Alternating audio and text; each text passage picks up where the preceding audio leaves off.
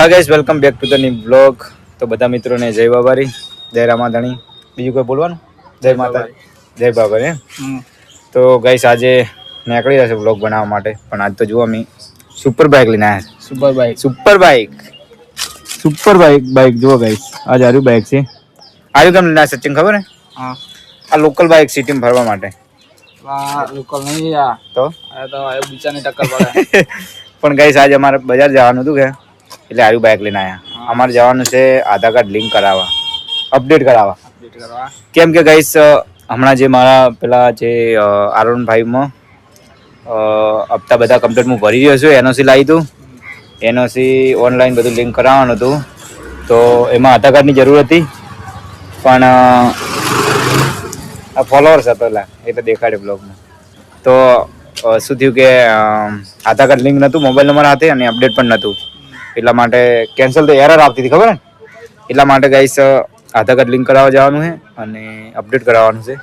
પછી અમારે જે બી કોમ કરવાનું છે એ થશે.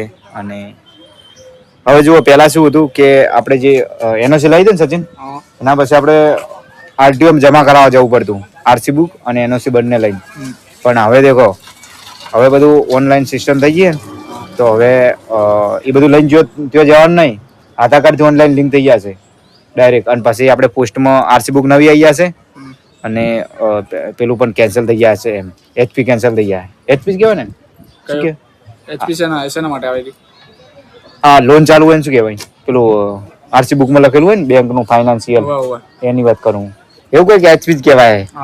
એટલે એ બધું કેન્સલ થઈ જશે અને ઓનલાઈનમાં બધું કમ થઈ જશે. એટલા માટે આધાર કાર્ડ લિંક કરાવવા જવાનું છે અને પછી જવાનું છે બજારમાં. ચલો ગાઈસ, આધાર કાર્ડ અપડેટ કરાવવા માટે આપીને આવ્યા. અને શું કર્યું બીજું આપણે? બીજું શું કર્યું? આધાર કાર્ડ અપડેટ કરાયા અને એ ઓળખાણ વાળો મળે. આધાર કાર્ડ ફોલોઅર્સ હતો ગાઈસ, એટલે જલ્દી કોમ હાથમાં લઈ લીધું.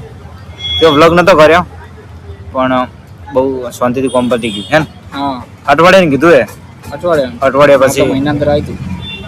મહિના તો નવું કઢાવ્યું છે, એટલે આ તો અપડેટ કરાવ્યું ખાલી. એટલે અઠવાડિયાને કીધું એ, પણ 2-3 દિવસમાં ઓનલાઈન માં આવી જશે. મારે તો ફોટો શીખે નવો પાડે તો ફોટો પાડે. ફોટો પાડે છે મારે. કેવો સારો પાડે. આજે જેવો હતો એમનો યાર ખરાબ ફોટો નથી કે પછી કયા જૂના જમાનાનો ફોટો પાડે ને, કાળો પડતો ફોટો આવ્યો.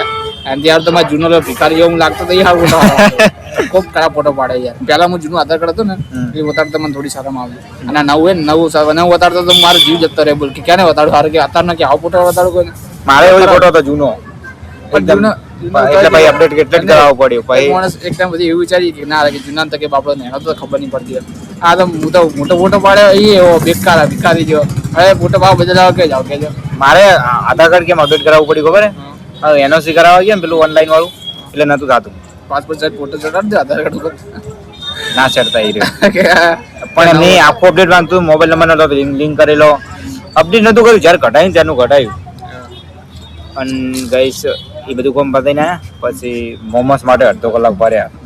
આ ભાઈને એક દોસ્તાર મોમોસ વાળો, પણ આજ એમ ના આવી કે રજા મોજ કરવા દે મને કે આજ રજા રાખી હતી ભાઈએ. એટલે બીજી જગ્યાએ અમે મોમોસ ખવાયા. જો ઓર્ડર કરજો, મંગાઈ જાય મોમોસ.